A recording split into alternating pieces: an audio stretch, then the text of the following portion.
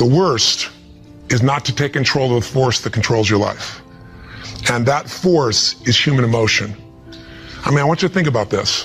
What made the change possible? Did you get it? Did you see it? The answer is simple. We changed the emotional pattern that was controlling their life. And you and I have emotional patterns that are controlling us right now. Whether we're aware of it consciously or not doesn't matter. It's the force that is shaping you. It's shaping your relationship. It's shaping your finances. It's shaping your career. It's shaping the amount of joy or unhappiness or suffering or excitement you have right now in this moment. But it's an invisible force most of us never take a look at. You might want to take a look at it right now through the eyes of what we did with Frank and Kristen. Now, what was the emotional pattern that was dominating them at the beginning of the show? You could feel it, couldn't you? And there was this feeling of death, that there was no future. Probably the most common belief system in people in North America and now in Europe. 60% of Americans now believe that the future is going to be worse than the past for themselves and for their kids. 70% of Germans and Europeans, I think it's 80% according to the Pew study recently in France. Around the world, we're starting to believe that circumstances control who we are. Don't get me wrong, circumstances play a huge impact. Events play a huge impact on your life, but they're not the ultimate determining factor. The force of human spirit or emotion is it. With the right emotion, you can unleash things you could never dream of. And I know you know this is true. So take a look, let's analyze. Where do these two live after the accident? Well, where would you live if you were Kristen? I mean, you've lost your future supposedly, there's no intimacy, there's no chance of children, you've become the full-time nurse to your husband who you love, but now you're changing his catheter every few hours. You're afraid to leave the house because you're afraid, what if he falls over? He may stop breathing. I mean, there's no life. So she goes from the emotions of feeling depressed for the life she's lost, to feeling angry. I call it a crazy eight. We get tired of feeling sad and then we'll get angry for a while and then we beat ourselves up for being angry at ourselves or God or our partner and then we get all depressed again. It's a common pattern. You don't have to have something like their event happen in your life to get stuck in a crazy eight. But interestingly enough, she's living in that place, and now what's Frank doing? Frank wants to help his wife, but he's got a limitation we got to break through. He's got a belief. All breakthroughs start with a change in your beliefs. Because once you believe how something is, that means you're certain that's how it is. If you're certain it can't change, you're right, it can't. I can't convince you, no one else can convince you. And Frank's thinking, I'm helpless and I've harmed my wife. And he's living with the emotions of guilt and sadness and depression. And when he's tired of that, he gets completely overwhelmed because he says, if I just would have not jumped in, or if I would have jumped in a different spot, or a million other things that they were different, then I wouldn't have destroyed my wife's life. Instead of saying, my wife needs me right now, and I don't give a damn if I'm trapped physically in this chair, my soul, my spirit's gonna reach her. That's my assignment, to get him to remember that power. To not only get him to remember it, but to get him to use it and shift his wife. And that's what we did through this process. How? Well, the process really was giving him a series of experiences that would change his entire belief about who he is. I could try to tell him, oh, here's what you can do. Yeah, I'm 6'7" and I obviously have use of all my appendages. Easy for me, right? But if I get him to have some experiences, like I bring him to Fiji and I show him he can get out of the house, more than get out of the house, become a world traveler and go through all the challenges that are part of that if you watch our little section of the story behind the story, you'll hear some things that weren't in the show about that, by the way. But I get him to travel to Fiji, and the first thing I got to do with him is I got to get him to experience, not know intellectually, but experience he can make a difference for his wife. He is not helpless. She needs him, and he can transform her. He can take her from crying, sad, out of control, angry, to laughing and giggling and feeling love that fast. It's a beautiful moment in the show if you watched. And all it is something called presence. Something, if you're not clear about, do some homework, follow up with us or someone else, figure out how to create that, because that's what changes relationships. Presence. It works. And Frank starts to understand, not verbally, but by his own experience, hey, I don't have to live in that sadness or that feeling of being unworthy or that feeling of being overwhelmed. I can matter. I can matter to her. I don't have to be the person she just takes care of. It was a huge shift in the experience. And I'm giving you Frank's example because it relates to yours. Maybe you have different emotions, but don't we all get to points where we feel like we don't matter or we can't change something? We're stuck, and it's our belief.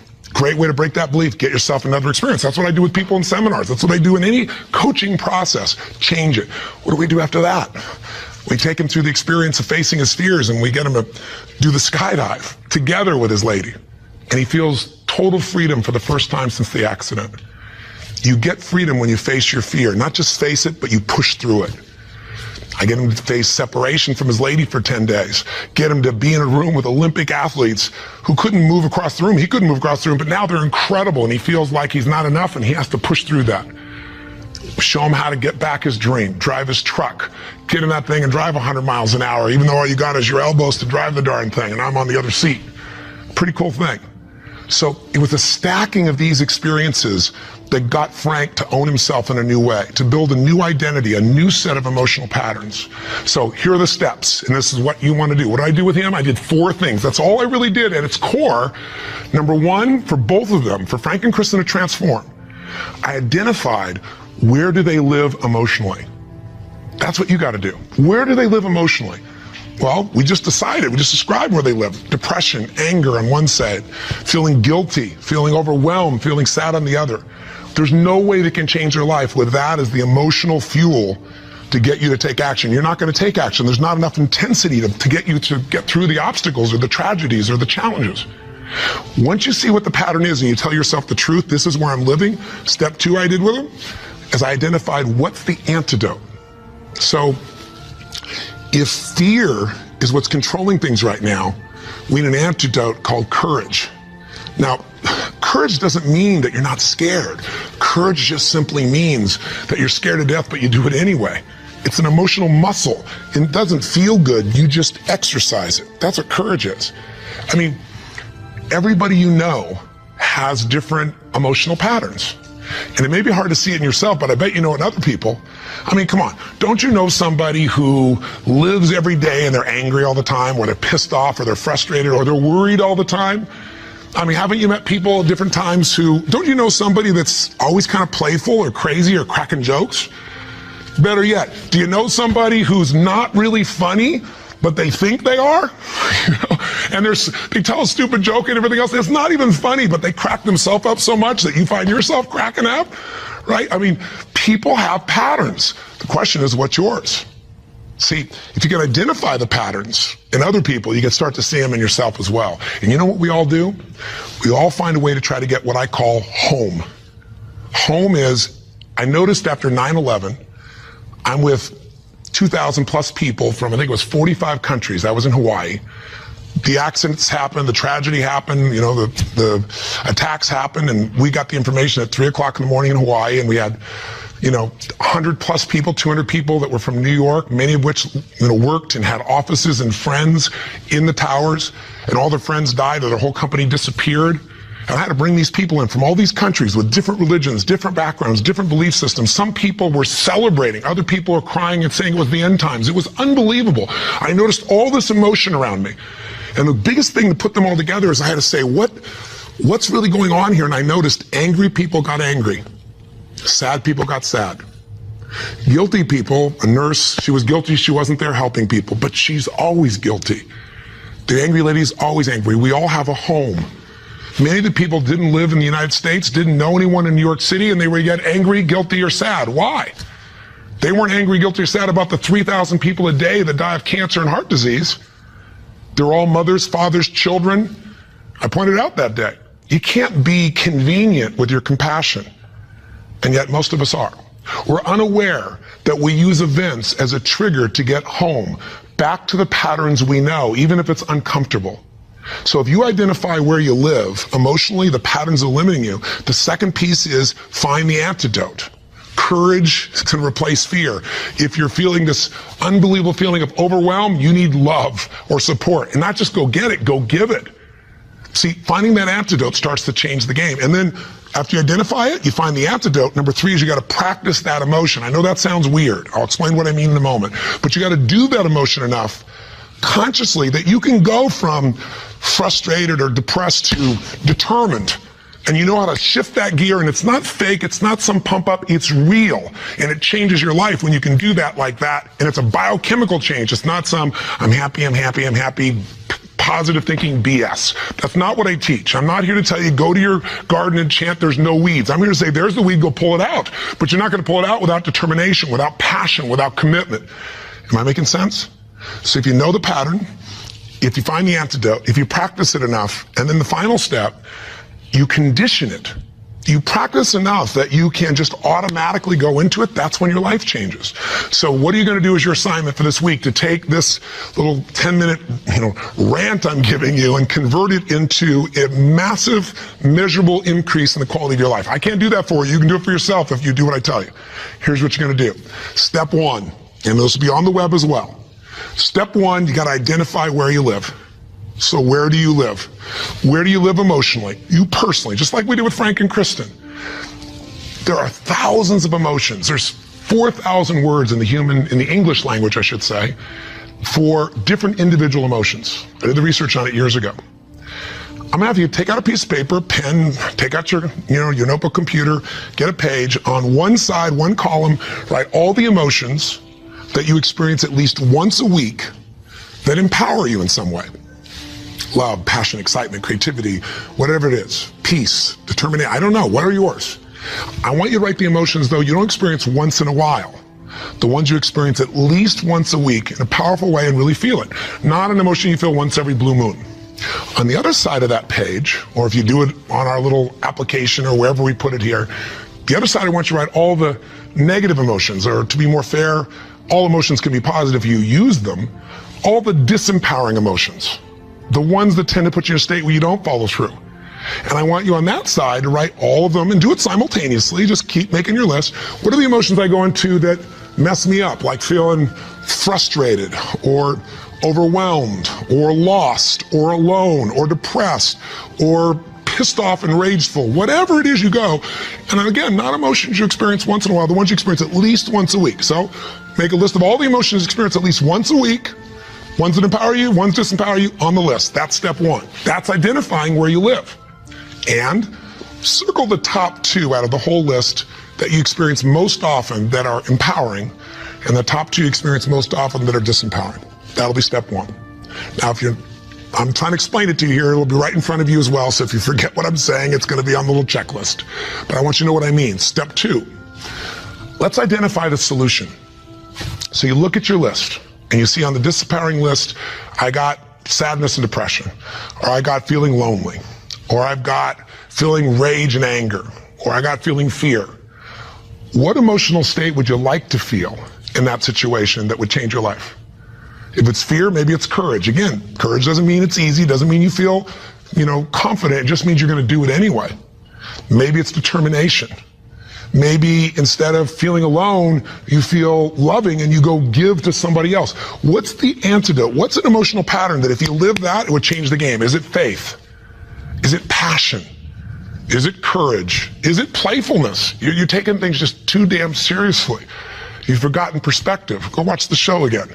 See if you really have a problem. See if your problems are as challenging as the people you just saw who transformed their tragedy into something tremendous, something beautiful, something magnificent, something meaningful, something that can even help other people that are watching. That's the beauty. So that's the second step. What's the antidote? Come up with your antidote emotion. Step three is you got to practice that emotion. Now I know that sounds silly, stupid, kind of weird.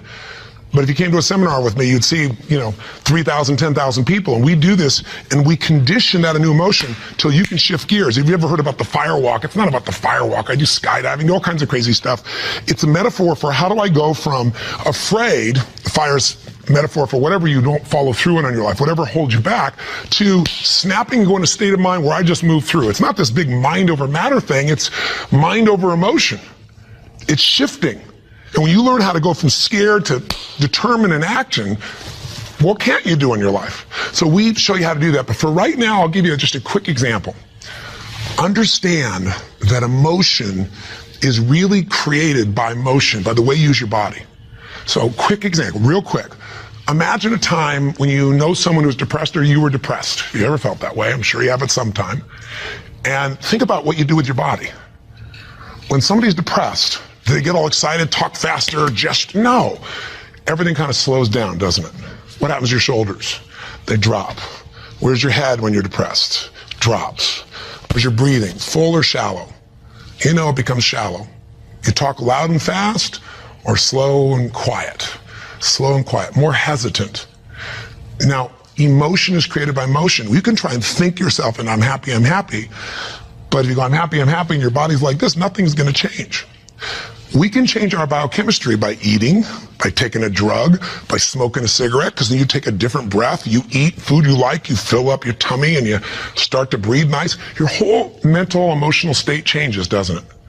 So what I'm saying is you don't need the cigarette, you don't actually need the food. You can just physically learn to say, this is what I do when I'm depressed, this is what I do when I'm most determined. There's this gesture I made. I remember one time when I was a kid, or one time I got pissed off and what did I do? I made a gesture, I stood taller, I looked the person in the eye, I spoke with more authority. Now, my idea of passion and determination may be a little over the top for you, and I get it. I'm a crazy mofo and I'm a passionate human being, but you can do your version. What do you do when you're really feeling something like determined? What do you do when you are passionate? With your face, with your voice, with your body. Just practice and make a contrast. Here's what I do when I'm sad. Here's what I do when I feel loved. Here's what I do when I'm worried. Here's what I do when I'm determined. That's what I mean by practice. And I'd love to have you in an event, but I'm trying to give this to you so you can do it right now, and you can. And maybe this would be helpful to do with friends so they can give you feedback and say, here's what you do. I see you do this when you're really strong. I see you do that when you're kind of weak. That's the third step. Practice. Now, what's the assignment? Figure out your emotions. Where do you live? Positive, negative. What are the big primary antidotes? What emotions do you need? Practice the emotions you need so you can go into them a few times. Sounds a little weird, but if you do it, you'll see it's actually quite fun. Feels powerful. Maybe do it with a friend. That's the easy way to do it. And condition it. And that means take the next 3 days, do this 3 times. Figure out the difference and shift from not sure, worried to determined. From overwhelmed, I don't know what to do, to focused. And you just deliberately, physically make the change from one to the other. 3 times for 3 days. If you're bold, do it for 7. But if you do this 3 or 4 times a day for 3 to 7 days, you'll start to get a pattern in your body. And the pattern in your body, a new pattern means a new life. Our life's a reflection of our emotional patterns. If you live in sadness and depression, you could have $1 billion and your life is called sad and depressed. If you're living feeling grateful, feeling alive, feeling passionate, your life is filled with gratitude and passion. Doesn't matter what's happening anywhere else. And you can face any challenge from those emotions and you can overcome.